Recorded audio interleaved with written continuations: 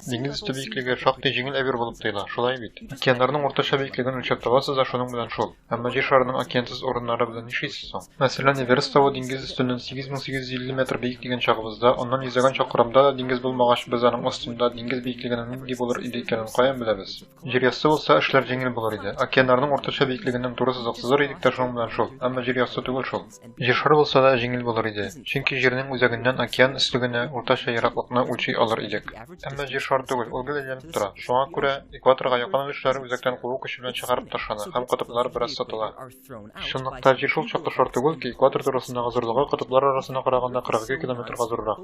Димәк, җирне шар дип уйлап, диңгез өсте бийиклеген төньяк кытыптагы диңгез бозы өсте бийиклеге дип билгеләсәгез, экватордагы океан өсте ул диңгез өсте бийиклегеннән 21 километр биегрәк булыр иде. Шушы бултаю аркасында чынлыкта җир үзәгеннән иң ерак пик Эверест түгел, ә экватордагы Чимбораз вулканы. Шулай булгач, диңгез бийиклегенең нинди икәнен без ничек беләбез? Шул җирдә гравитация белән тора. Шуңа без җирне яссылатылган һәм тартылган әйләнүче шар дип модельләп, гравитация океаннарына шул эллипсоид өстенә тартып китергәч, океаннарның нинди биеклектә калуларын исәпләп чыгара алыр идек. Эчке өлешеннән тыш җирнең бөтен җире дә бер үк тыгызлыкта түгел. Ягъни җир өстегенең төрле нокталарында гравитация әз генә көчлерәк яки көчсезрәк. Һәм океаннар тыгызлык югары урыннарга, якынрак урыннарда ныграк күлдә үк хасил итәргә омтыла. Булар да кечкенә үзгәрешләр түгел. Диңгез бийиклеге астындагы җир тыгызлыгына карап, дөрес эллипсоидтан 100 метргача аерылырга мөмкин.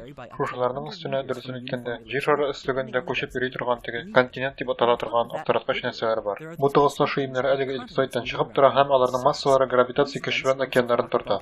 Шул ук вакытта океан төпләрендәге үзәнлекләрнең массасы кимрәк һәм андагы океаннар агып китә, сайрак була. Һәм бу чын башваткыч, чөнки тауның һәм ул утыра торган континентның барлыгы ук диңгезнең бийиклеген үгәртә. Анда җирнең гравитациян тартуы күбрәк суны якын китерә һәм шулай итеп анда җир тирәсендәге диңгезне күтәрә. Шулай итеп бер тауның диңгез өстеннән бийиклеген билгеләү өчен без ул урында ул тау бөтенләй булмаса диңгез нинди биеклектә булыр иде шуны кулланырга тиешме? Әллә ул тау урында булмагандагы, әмма аның гравитациясе шунда булгандагы диңгез бийиклегенме? Мондый әйберләр турында борчылучы кешеләр, алар геодезистлар дип атала, диңгез өсте бийиклеге гравитация көчен кулланып билгеләнергә тиеш дигән фикергә килгән. Шуңа күрә алар җирнең гравитация кырынының бик җентекле моделен төзү эшенә алынган. Ул модель иҗади рәвештә җирнең гравитацион модели дип атала. Ул модель хәзерге GPS угычларына кертелгән. Шуңа күрә сез чынлыкта чагыштырмача көчсез гравитацияле булган Шри-Ланканың ярында утырганда, алар сезгә сез диңгез өстегеннән 100 метр аста дип әйтмәс. Һәм ул модель геодезистларның үзләренә җир өстегенең теләсә кайсы урынында океанның уртача бийиклеген 1 метр төгәллек белән дөрес итеп фаразларга мөмкинлек биргән. Шуның өчен без дә аны тау үзе булмыйча, гравитациясе генә булгандагы тау астындагы диңгез бийиклеген билгеләү өчен кулланабыз.